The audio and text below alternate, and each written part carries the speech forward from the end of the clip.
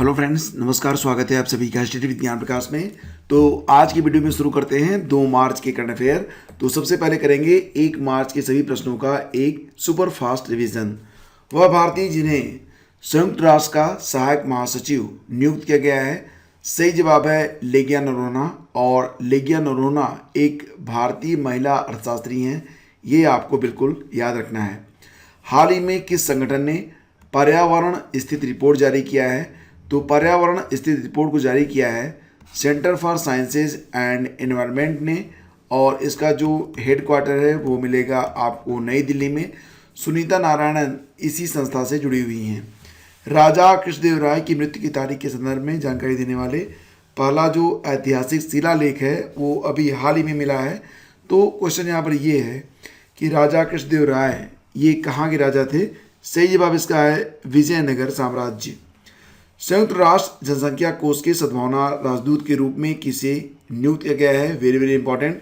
संयुक्त राष्ट्र जनसंख्या कोष के सद्भावना राजदूत के रूप में नियुक्त किया गया है Russian super model Natalia वोडियानोवा।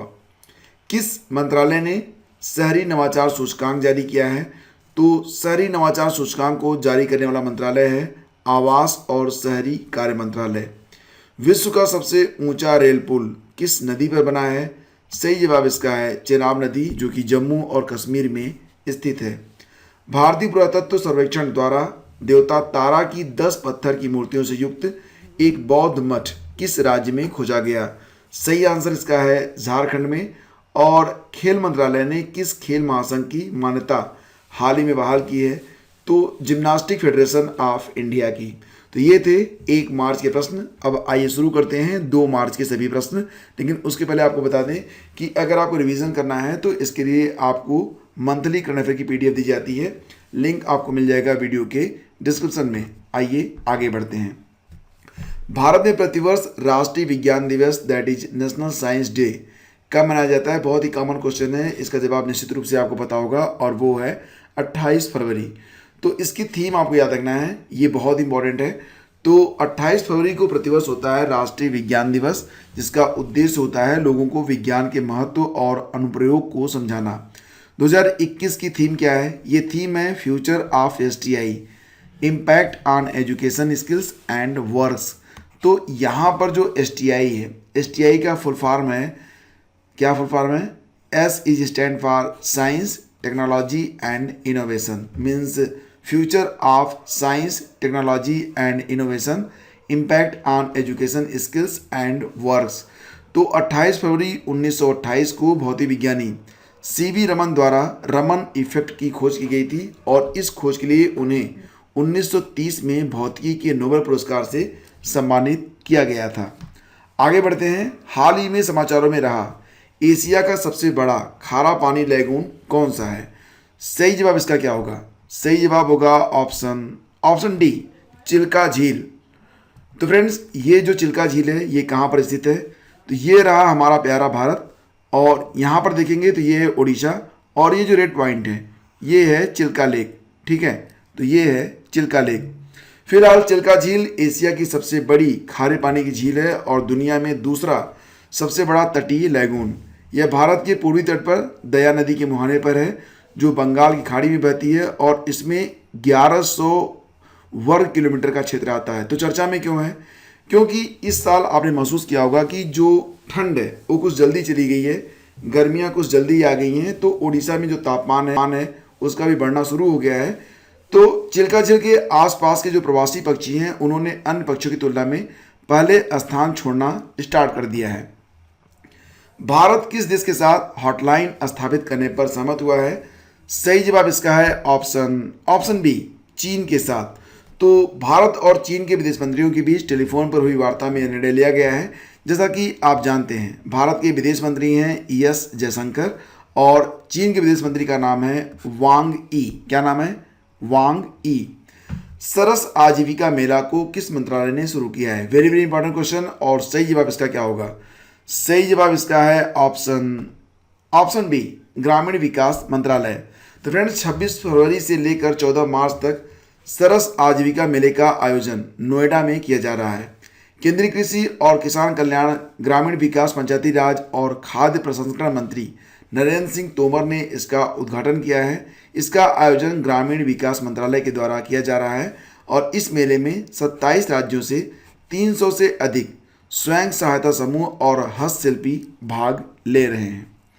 ISRO का 53वां ध्रुवीय उपग्रह प्रक्षेपण यान, ये इनमें से कौन सा, ये आपको बताना है। बहुत ही इंपॉर्टेंट क्वेश्चन है ये, और इसका सही जवाब होगा ऑप्शन डी, PSLV C-51।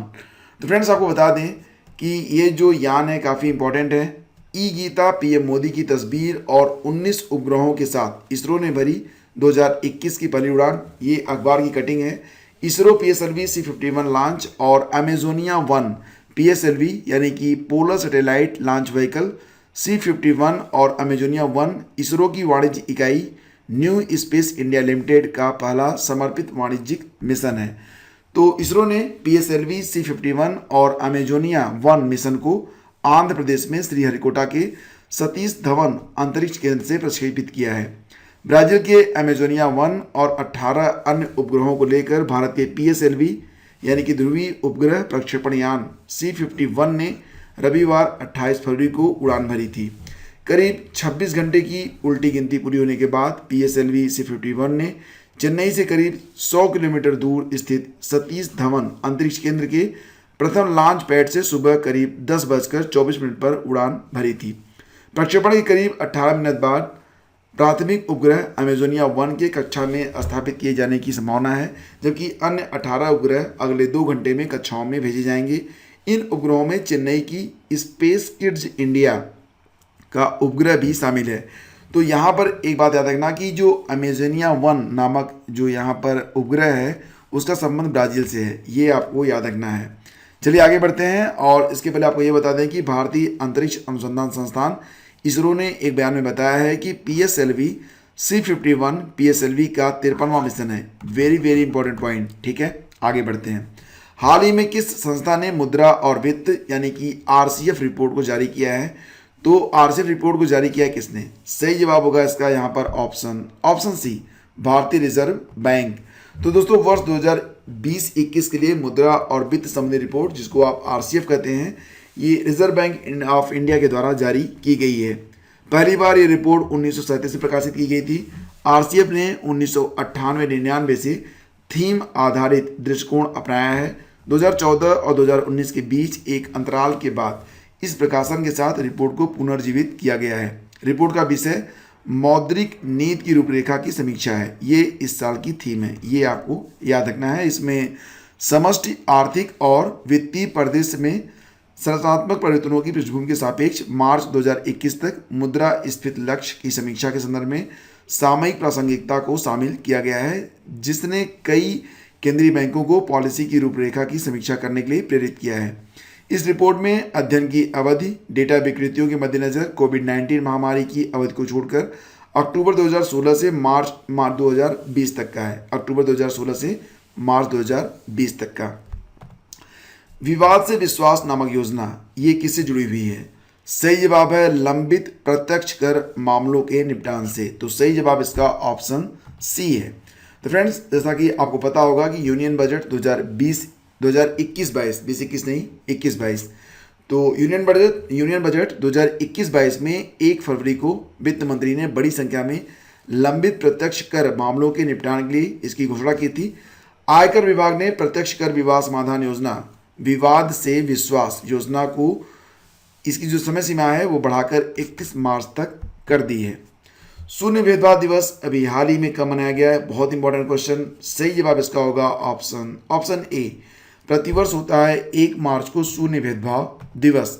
तो फ्रेंड्स 1 मार्च 2021 को संपूर्ण विश्व में जीरो डिस्क्रिमिनेशन डे के रूप में मनाया जाता है। 2021 की थीम है एंड इन इक्वलिटीज। ठीक है, एंड इन इक्वलिटीज, ये है 2021 की थीम, जिसका उद्देश्य होता है समाज में निष्पक्षता लाना, विविधता को अपनाना, प्रतिभा और कौशल को महत्व देना।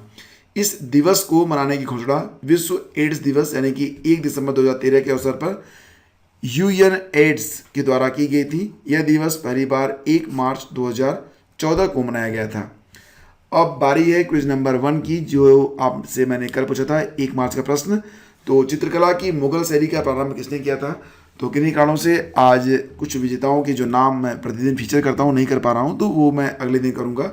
फिलहाल इसका सही जवाब है ऑप्शन बी, हुमायूं ने।